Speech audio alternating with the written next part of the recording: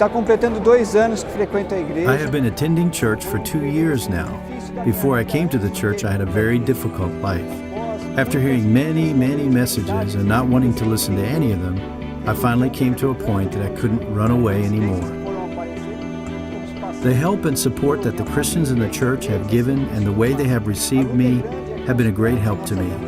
They make me feel as if I have been adopted into a very large family. The truth is, I feel as if I'm part of a great big family with just one dad.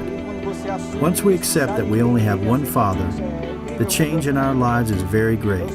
All I can do is say thanks every day.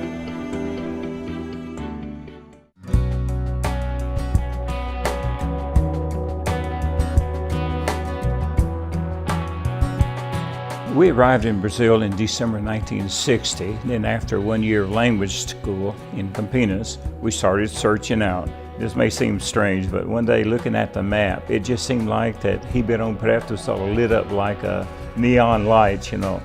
And I really felt like that was the place that God wanted us to be. After we moved to Ribeirão Preto, of course, we started looking for a place to start our work, and then we decided on a certain area of the city, and we started looking in that area.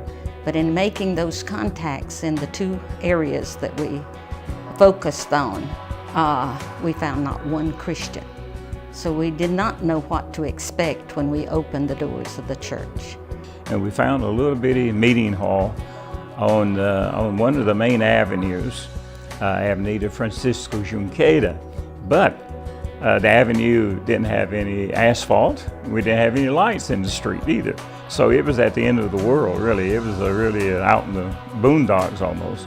That first church had to move from one hall to hall to hall until we finally were able to buy our own land and build a building. And that is really in the same area where we started the church, just a few blocks away. My name is John Poole. I was born and reared here in Brazil. I'm actually the son of Bobby and Geneva Poole missionaries here in Brazil. I've been pastoring the First Ribeirão Baptist Church since November of 1990. We have a strong ministry with children. Our youth today probably run about 80 or 90 young people. We have 3 courses right now for the adults, especially in the line of marriage. We have a marriage course, we have a course for fathering, and we have a course for men right now.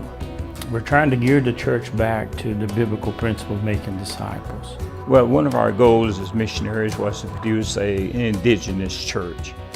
And that would be a self-supporting, self-governing, self-propagating church. And we feel like the First Church has reached that goal.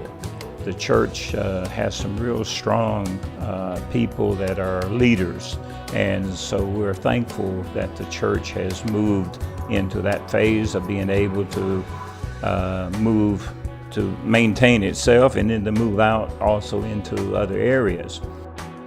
I would say that overall, the church is pretty well grounded in, it has some good matured Christians that are involved in the work. The importance of the church in my life and for my own internal life is something very precious, which only comes from the Lord. If we don't go to the house of the Lord and we stop having fellowship with other believers, or we stop listening to the Word of God, well, we can't just depend on our own prayers in our own house.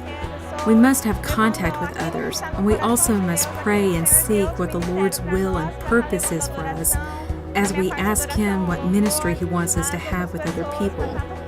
The Lord wants us to have this fellowship with Him so we can minister to others. This is what is important about our participation in the church. The Lord has kept us here and we feel through 50 years. We are just waiting for His guidance after that. If we can still be useful, where's a better place to serve than Brazil?